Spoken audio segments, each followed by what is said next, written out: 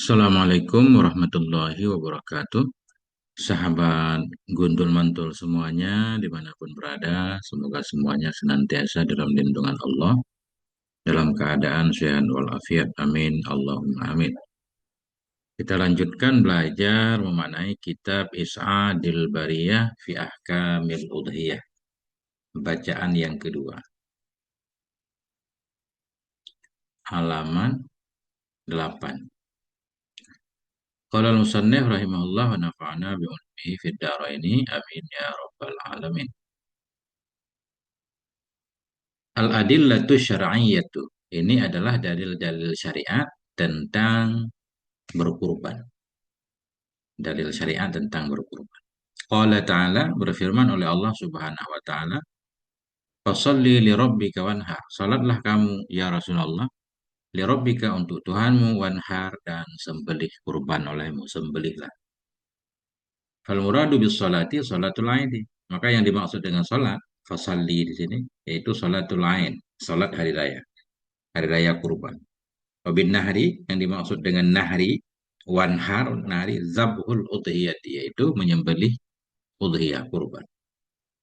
Jadi dalil pertama tentang syariat kurban firman Allah Al-Kautsar. Dalil kedua, wa hadisu Anas, dan hadis Anas radhiyallahu anhu qala, berkata ianya Anas, dhahan nabiyyu, berkurban oleh Nabi sallallahu alaihi wa alihi wasallam bikabasyaini amlahaini, dengan dua kibas, amlahaini yang putih keduanya, akrona ini ya bertanduk keduanya. Nah ini Nabi menyembelih dua ekor kibas, atau bahasa kita kambing ya. Dua ekor kibas yang amlahaini yang putih keduanya, putih ada sedikit warna lain. Akrona ini yang bertanduk keduanya. Zabahahuma biyadihi, menyembelih ianya Nabi akan keduanya dua kibas, biyadihi dengan tangannya Nabi yang mulia. Wasamma wa kabbara, dan Nabi membaca basmalah, wa kabbara, dan bertakbir. Nah ini. Wa wada'a rijlahu ala safahihima, dan meletakkan ya Nabi akan kakinya Nabi atas safahihima, ay junubihima, atas lambung keduanya dua kambing. Kambing direbahkan, Nabi meletakkan kakinya, Nabi potong. Artinya Nabi ini menunjukkan tentang Nabi seorang yang kuat juga kan. Nabi motong kambing itu sendiri, nggak pakai dipegang orang lain. Akhrajahul Bukhari, mengeluarkan akan ini hadis adalah Imam Bukhari wa Muslim, dan Imam Muslim, hadis sahih. Dari sini nanti dalam mazhab Syafi'i tetap, tapi membaca basmalah di adab penyembelihan nggak wajib kan. Yang penting yang menyembelihnya Muslim. Tapi ada juga mazhab lain yang mewajibkan baca basmalah. Mungkin syarat-syaratnya di depan. Wa ma warada an ummil mu'minin. Ini dalil selanjutnya. Dalil-dalil tentang kurban, yang pertama firman Allah, yang kedua hadis Anas, yang ketiga ma warada, hadis yang datang ya an ummil mu'minin, dari ummil mu'minin Sayyidati Aisyah radhiyallahu anha. Nah, dari Sayyidah Aisyah berkata ianya Nabi, yang berkata Nabi, tapi dari riwayat Sayyidah Aisyah, ma amila adamiyun min amalin yauman nahri, tidak beramallah oleh manusia, adamiyun oleh anak Adam, tidak beramal oleh anak Adam daripada satu amalan pada hari nahar, ahabba ilallah, yang paling suka kepada Allah, min ihraqid dam, dari menumpahkan darah. Innahu, sesungguhnya sembelihannya. Nah, kita kembali ke mafhum kan. Innahu, sesungguhnya sembelihannya. Layati yaumal qiyamah, sungguh datang ianya sembelihan pada hari kiamat. Biquruniha, dengan tanduk-tanduknya. Wa asy'ariha, dan dengan rambut-rambutnya. Wa adlafiha, dan kuku-kukunya. Nah, ini kata Nabi tidak beramal. Tidak ada amalan yang dilakukan oleh anak Adam pada nahar yang paling suka, yang paling Allah sukai, dari menumpahkan darahnya, ini menyembelih kurban. Kurban itu akan datang pada hari kiamat dengan tanduknya. Apa makna datang dengan tanduknya? Maknanya tanduknya yang kelihatan sepele. Asy'ariha, bulunya yang kelihatan sepele, nggak bisa dimakan. Allah fiha, kuku-kukunya, semuanya diperhitungkan oleh Allah. Semuanya ada nilai pahala. Bukan hanya dagingnya yang dihitung. Kurban itu kan menyembelih hewan, dagingnya dibagi. Tapi Nabi menyatakan kurban itu akan datang pada hari kiamat dengan tanduknya, bulunya, kukunya. Apa maknanya? Dia datang dihitung sebagai pahala. Bahkan dalam hadis di depan nanti, makna dia datang artinya dia dirubah sebagai kebaikan, ditaruh dalam timbangan amal, dihitung. Ini sebagai menunjukkan tentang fadlullah karunia Allah, betapa Allah sangat menghargai pengorbanan. Pengorbanan hamba Allah sangat hargai, sangat hargai. Bukan hanya daging yang manfaatnya nyata yang dihargai, tanduk, bulunya segala macam yang melekat di hewan kurban pun diberi harga oleh Allah, diberi nilai. Nah, wa anna dama la yaka'u minallah. Sesungguhnya darah itu sungguh jatuh ya di sisi Allah. Bimakanen di suatu tempat. Qabla ayyaqa'a sebelum jatuh ianya darah di bumi. Darah jatuh ya di sisi Allah dengan satu tempat sebelum jatuh ya di... Ini juga menunjukkan bahwa ibadah kurban itu sangat cepat dikabulkan Allah. Sebelum darah menimpa bumi, itu sudah berada di satu tempat. Maknanya Allah sudah mengabulkannya. Allah sudah mengabulkannya. Ini karena ibadah sosial ini. Membuat orang lain senang, ada orang-orang yang nggak pernah makan daging ya. Nah, ini kan ibadah sosial. Sangat Allah hargai. Khatibu biha nafsa. Maka senangi olehmu dengannya ibadah kurban. Nisbah jiwamu. Mana tibu senanglah kamu dengannya ibadah kurban. Nisbah jiwa. Lakukan kurban itu dengan penuh ketenangan. Nah, dengan penuh kerelaan. Terimalah ajaran kurban itu dengan penuh keikhlasan. Nah, bukan tibu wangikan kurban kan. Jadi memang kurban nggak dianjurkan dipakai minyak wangi, dimandiin segala macam. Kadang ada praktik di sebagian tempat. Mungkin perlu dalil lain. Akhrajahu Tirmidzi mengeluarkan akan ini hadis oleh Tirmidzi. Waqala Tirmidzi berkata hadisun hasanun gharib. Ini hadis adalah hadis hasan gharib. Wa ajma'atil ummatu salafan wa khalafa dan telah ijma'lah oleh umat Islam, umat dahulu dan umat belakangan ala masyru'iyyatil udhiyati fil Islam terhadap disyariatkannya berkurban dalam Islam. Itu dalil yang beliau bawakan. Fi hakiman tusyra'ul udhiyata udhiyatu. Pada hak siapa disyariatkan akan udhiyah? Kepada siapa saja udhiyah ini dianjurkan. Yang tadinya di belakang hukumnya sunnah muakkad. Kepada siapa? Bismillah. Tusyra'ul udhiyatu fi hakiman malaka samanaha fadilan an hajati wa hajati may ya'uluhum wa yus'alu an nafaqatihi fi yaumihi wa lailatihi wa kiswati faslihi. Disyariatkan akan berkurban pada hak orang yang memiliki akan harganya kurban. Hal keadaan harga itu yang lebih dari kebutuhan nyaman dan kebutuhan orang-orang yang menanggung ia nyaman akan mereka dan ditanyakan akan dia nyaman tentang nafkahnya. Nafkah man ya'ulu. Disyariatkan akan kurban pada hak orang yang memiliki akan harganya. Kurban ini disunnahkan kepada orang yang memiliki harga. Mana memiliki harga? Memiliki kambing atau memiliki harga untuk beli kambing atau hewan-hewan yang lain. Di mana harga itu lebih dari kebutuhannya. Kebutuhannya orang yang mau berkurban tadi. Wahajatiman dan kebutuhan orang-orang yang menjadi tanggungan dia. Orang-orang yang menanggung ia akan mereka dan ditanyakan akan dia nyaman tentang nafkah nyaman ya'ulu. Jadi nafkatihi kembali ke maya'ulu. Sunnah muakkad kurban ini pada orang-orang yang memiliki harga untuk membelinya, di mana harga yang ia miliki lebih dari kebutuhannya, kebutuhan orang yang mendai tanggung jawabnya, kebutuhan orang-orang yang dia ditanya tentang nafkah orang itu, mananya istrinya, anak-anaknya, kan?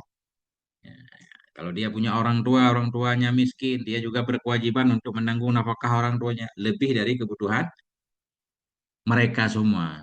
Kebutuhan untuk berapa hari?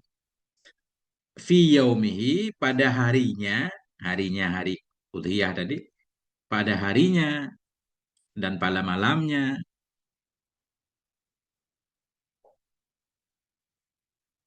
Ya,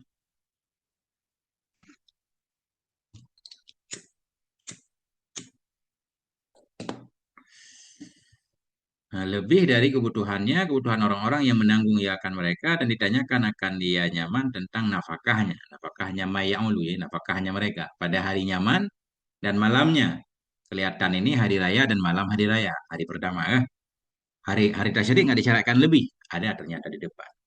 Wa kiswati faslihi dan lebih dari pakaian musimannya. Kan seorang suami wajib membeli pakaian ke istri misalkan. 6 bulan sekali. Sudah dihitung itu lebih. Artinya persediaan untuk beli pakaian itu ada. Nah, kalau punya kelebihan, baru beli hewan kurban, baru disembelih. Artinya, ini beliau mempertegas, yang bagi antakuna fadilatan. Sepatutlah bahwa ada ianya kurban. Sepatutlah bahwa ada ianya kurban itu fadilatan lebih an nafakati yaumil aidi dari nafkah hari raya, siang dan malamnya, wa ayyamit tasyriki salasah dan hari-hari tasyrik yang tiga. Ya, artinya di malam hari raya atau di siang hari raya pertama, kita sudah punya apa nafkah. Kita punya uang lah bahasa kita. Punya uang yang cukup untuk semua anggota keluarga yang menjadi tanggungan kita. Cukup juga untuk beli bajunya yang 6 bulan ke depan. Kalau memang belum dibeli. Lebih dari kebutuhan hari raya, malam hari raya. 3 hari tasyrik bersama malamnya. Kalau ada lebih, nah kita termasuk orang yang disunnahkan untuk menyembelih kurban. Kita dianggap orang kaya dalam bab kurban ini. Itu intinya. Dianggap mampu.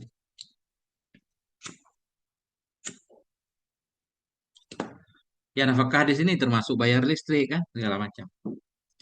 Apa itu hari tasyrik? Asani asyara wa salisa asyara wa rabi asyara. Yaitu hari ke-12, hari ke-13, dan hari ke-14 dari hari raya berarti ya. Kenapa ini aneh ini ke-12? Biasanya kan 11, 12, 13. Nah, ini rada aneh nih. Hari-hari tasyrik apa hari tasyrik?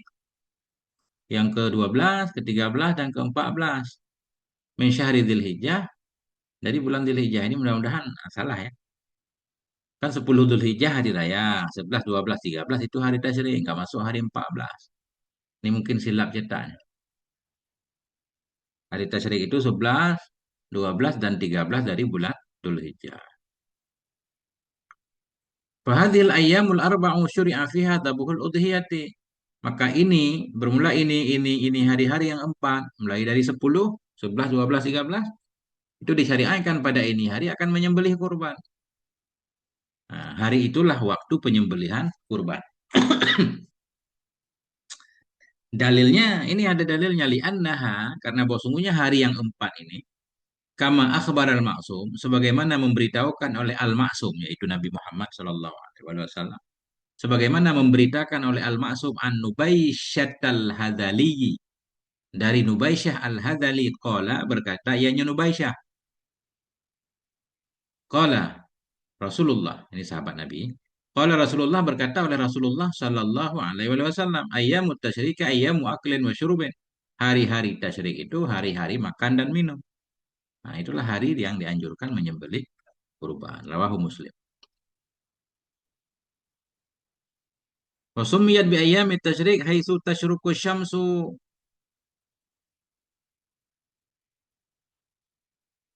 haitsu tusyriqu syamsu ala luhumil adahi.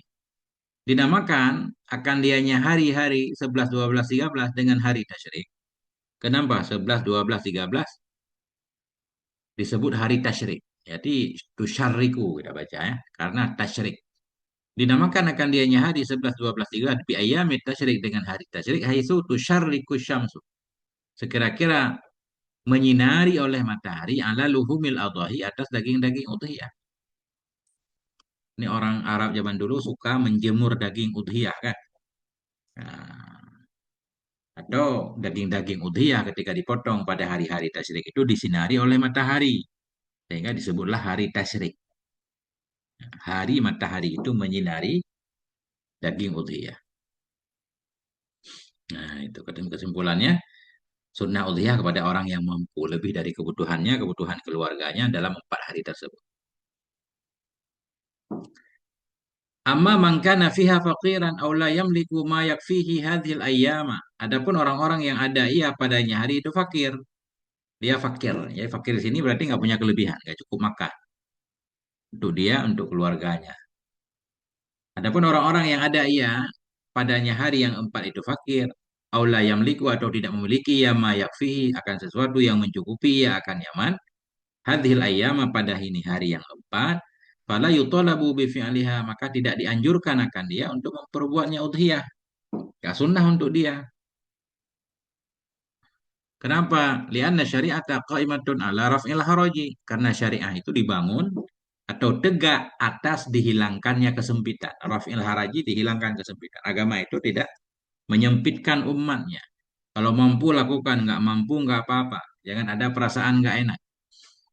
Wa idza ta'allaka al-amru bimalin kal udhiyati fayutalabul mustati'. Apabila terikatlah oleh satu perintah dengan harta, seperti udhiyah ini kan berkaitan dengan harta, punya harganya. Apabila terikatlah oleh satu urusan dengan harta seperti udhiyah, maka dituntut akan orang yang mampu saja. Orang yang nggak mampu, nggak apa-apa.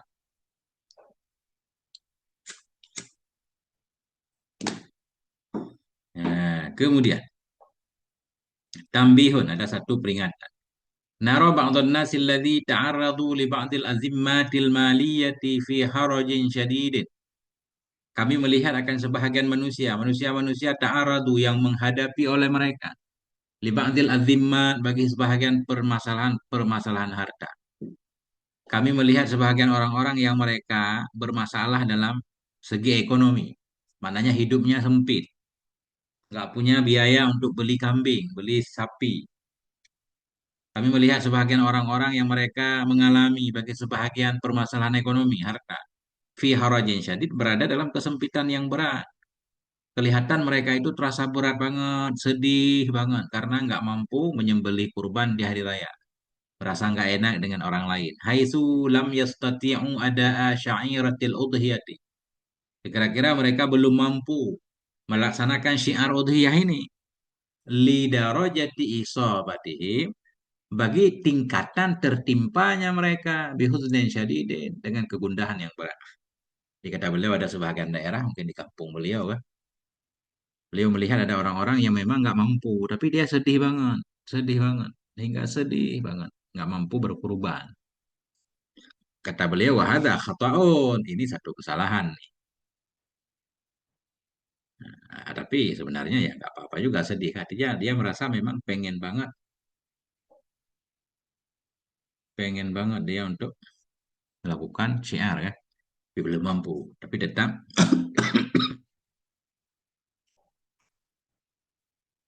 kata beliau, wahada khata'un. Ini adalah satu kesalahan.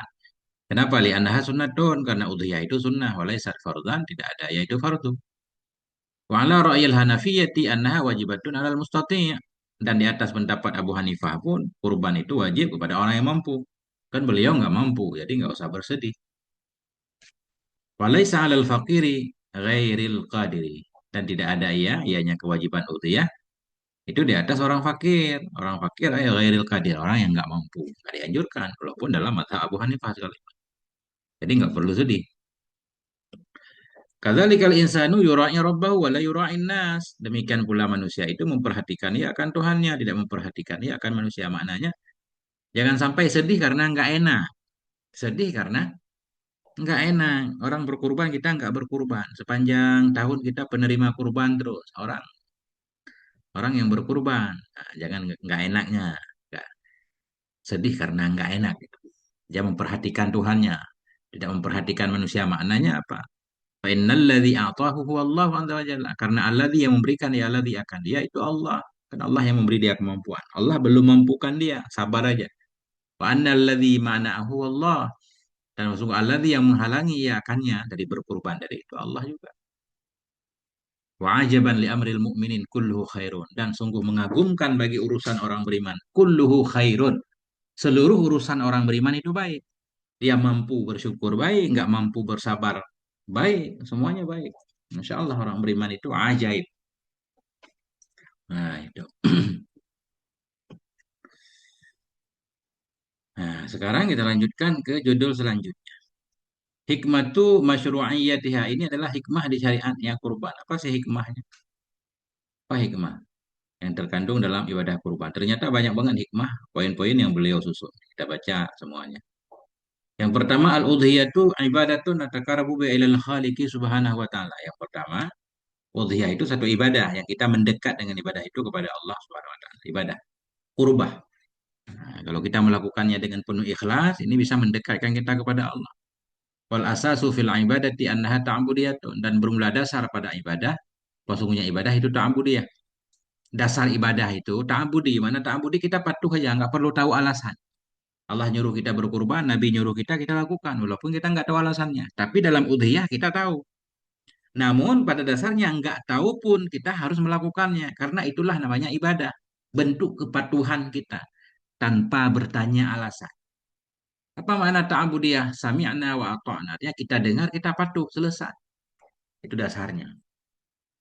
Tapi walaupun begitu dalam udhiyah itu banyak hikmahnya. Ini beliau menjelaskan. Yang kedua asyukru lil mun'im. Yang pertama tujuannya beribadah untuk mendekatkan diri kepada Allah. Yang kedua asyukru lil mun'im ala ni'amihil katsirah. Bersyukur bagi pemberi nikmat atas nikmat-nikmatnya yang banyak. Sebagai wujud syukur kita atas nikmat Allah yang banyak kepada kita. Wa ala baqail insani fi halil hayati aman ba'da amin. Ya, dan atas tetapnya manusia dalam keadaan hidup setahun demi setahun. Artinya kita diberikan panjang umur. Ya, sebagai syukur kita, ya, kita mengorbankan nikmat yang Allah berikan. Ya, Allah berikan banyak nikmat kepada kita, sedikit dari nikmat Allah itu kita gunakan kepada tempat-tempat yang sangat dicintai Allah, berbagi kepada orang-orang yang membutuhkan. Syukur nikmat. Jadi kurban itu mensyukuri nikmat dan mensyukuri nikmat hidup juga. Yang ketiga atau siatu alal ahli wal asdiqai wal fuqara, melapangkan terhadap keluarga, teman-teman dan orang-orang fakir, memberi kelapangan, tausiah masdar, wasa'a tausiah, memberi kelapangan. Maknanya kita punya kemudahan, kita sembelih seekor sapi misalkan kita bagi-bagi kan senang banget. Tidak semua orang sanggup beli daging. Kemudian yang keempat al-faudu bisawabi, beruntung dengan dapat pahala, wa ghufranil dzunubi, dan dengan diampuni dari dosa. Menurut hadis di atas tadi banyak pahala dari kurban dan dosa kita diampuni kan. Bahkan tanduknya bulunya ditimbang pada hari kiamat. Kemudian yang kelima taqwiyatu rawabitil ukhuwati baina afradil mujtama'il muslimi. Menguatkan ikatan rawabit ikatan, menguatkan ikatan hubungan persaudaraan antara anggota-anggota masyarakat muslim, afrad, bagian-bagian dari masyarakat muslim, sesama muslim khususnya. Nah, apakah boleh daging kurban diberikan kepada non-muslim? Mudah-mudahan ada nanti di depan di pertanyaan-pertanyaan ya. Intinya pada dasarnya ini daging kita bagikan kepada saudara seiman dulu. Jadi menguatkan hubungan persaudaraan antara anggota-anggota masyarakat. Wa gharsu ruhit ta'awuni, dan menanam ruh saling tolong menolong. Wa gharsu ruhit ta'awuni, menanam ruh saling tolong menolong, wal hubbi ruh cinta bainahum, antara anggota masyarakat, tumbuh saling cinta. Orang kaya yang punya kemampuan dia berbagi, orang fakir nggak punya kemampuan dia nerima kah. Nah, sehingga orang fakir pun tidak marah kepada orang kaya, nggak dendam, nggak merasa orang kaya itu pelit. Sehingga orang kaya pun akan dijaga oleh orang fakir, oleh tetangga-tetangganya yang fakir. Yang keenam, ihya'u makna makna dhahiyatil udma, menghidupkan makna pengorbanan yang besar. Allati qama bah Ibrahimu, pengorbanan yang telah dilakukan dengannya oleh Nabi Ibrahim alaihissalam. Idzi badalahu Allah, ketika menguji akannya Nabi Ibrahim oleh Allah azza wa jalla bil amri bidzabhi ibnih, dengan perintah menyembelih anaknya. Ini kan menghidupkan makna kah? Mengambil ruh, mengambil pelajaran dari Nabi Ibrahim. Betapa patuhnya Nabi Ibrahim kepada Allah.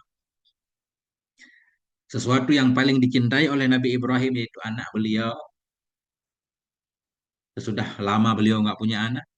Dapat anak, sangat cinta, tapi diperintahkan oleh Allah untuk mengorbankannya. Beliau sami'na wa ata'na. Itulah pengorbanan. Summa fadahu Allahu bidzibhin azim. Kemudian menebus akannya Nabi Ismail oleh Allah Subhanahu wa taala bidzibhin azim, dengan sembelihan yang besar. Karena kabasan yang ada ianya sembelihan itu yaitu satu kibas, andalahullahu ilaih, yang menurunkan akannya kibas oleh Allah kepadanya Nabi Ibrahim. Wa amarahu bidzabhihi, memerintahkan oleh Allah akannya Nabi Ibrahim dengan menyembelihnya kibas.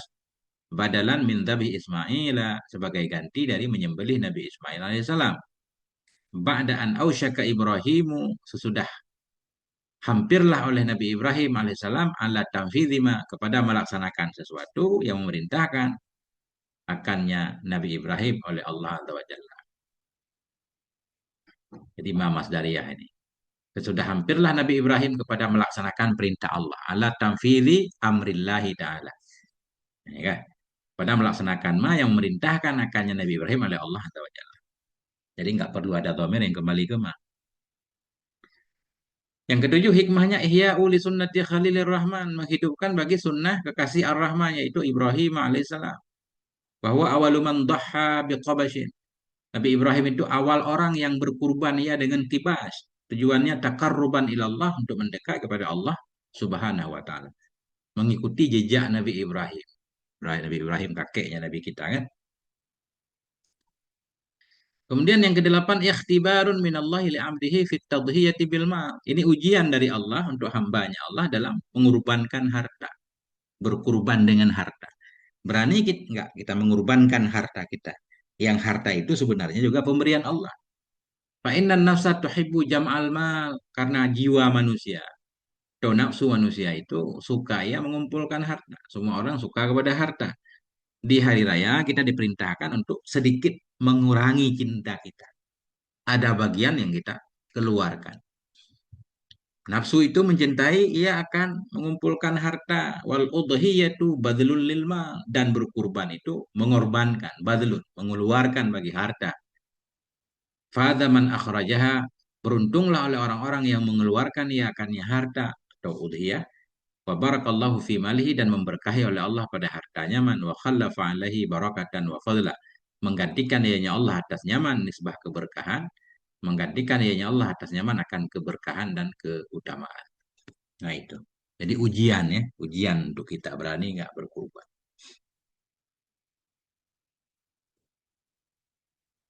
Kemudian yang kesembilan, hiya madharun min madhahiri qudratillah.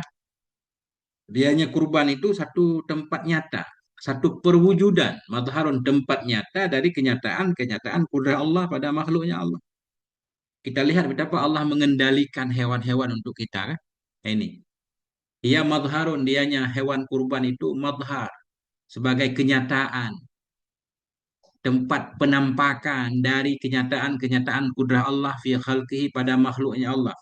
Haitsu sakharallahu lana hadhil hayawanat. Kira-kira mengendalikan oleh Allah untuk kita akan ini hewan-hewan, tusaiduna, membantu ya akan kita fi hali hayatiha, pada ketika hidupnya hewan, fi ma'ashina, dia membantu dalam kehidupan kita. Bagaimana kerbau kita ajak ke sawah kan, membajak sawah.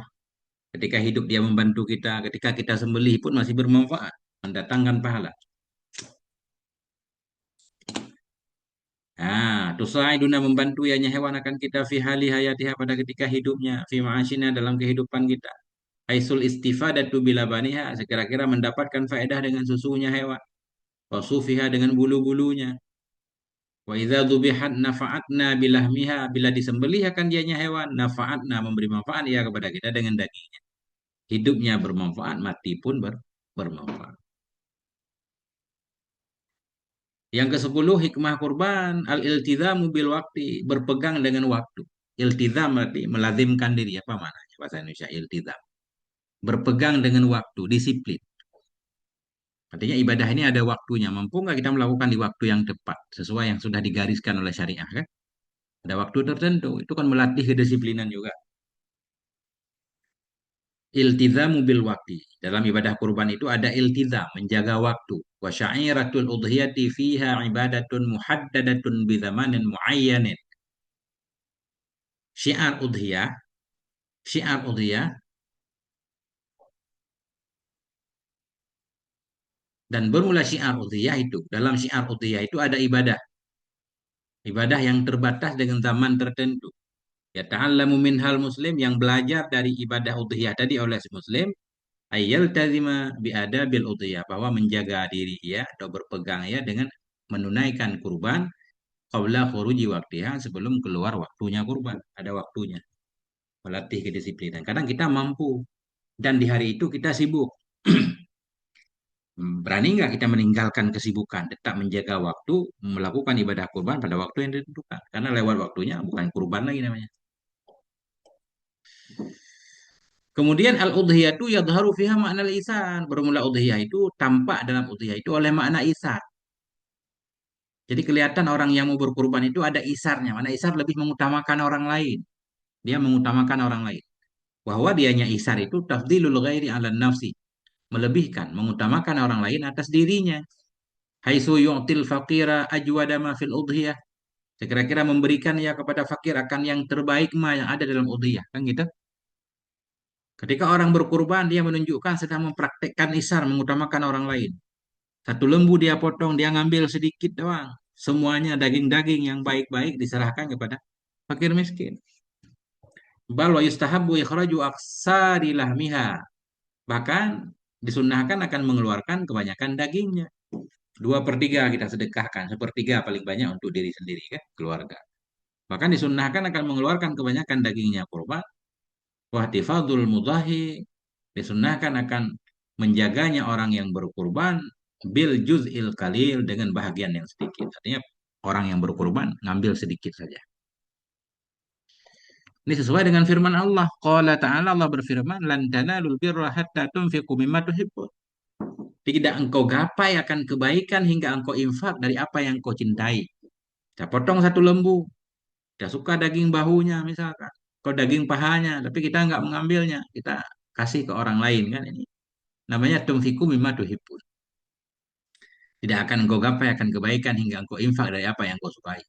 Wa ma tunfiqu min syai'in fa innallaha bi alim, dan apapun yang engkau infakkan dari sesuatu, sungguhnya Allah dengan yang sesuatu itu tahu. Tahu. Allah tahu infak kita, Allah kabulkan. Nah, kemudian faedah ini satu faedah al-isaru mustahabun fi umurid dunia. Isar itu mengutamakan orang lain itu disunnahkan pada urusan-urusan dunia. Mislul mali wa ta'ami wa syarab, seperti harta, makanan dan minuman. Jadi isar itu di dalam urusan dunia, bukan dalam urusan agama. Wa yukrahu fil umuril akhirat, dimakruhkan akan dianya isar pada urusan akhirat. Nih kita masuk masjid nih. Kita dapat saf pertama, kita bilang udah teman aja ke saf pertama, kita saf belakang aja. Nah, itu isar seperti itu makruh, nggak dianjurkan. Yang dianjurkan ketika kita makan, kuih tinggal dua, kita utamakan teman kita lapar nih kasih buat teman aja, kita nggak apa-apa dah. Nah itu baru sunnah. Sampai di sini dulu, semoga ada manfaatnya. Mohon maaf atas segala kekurangan. Sallallahu ala nabiyina Muhammad wa ala alihi walhamdulillahi rabbil alamin. Wassalamualaikum warahmatullahi wabarakatuh.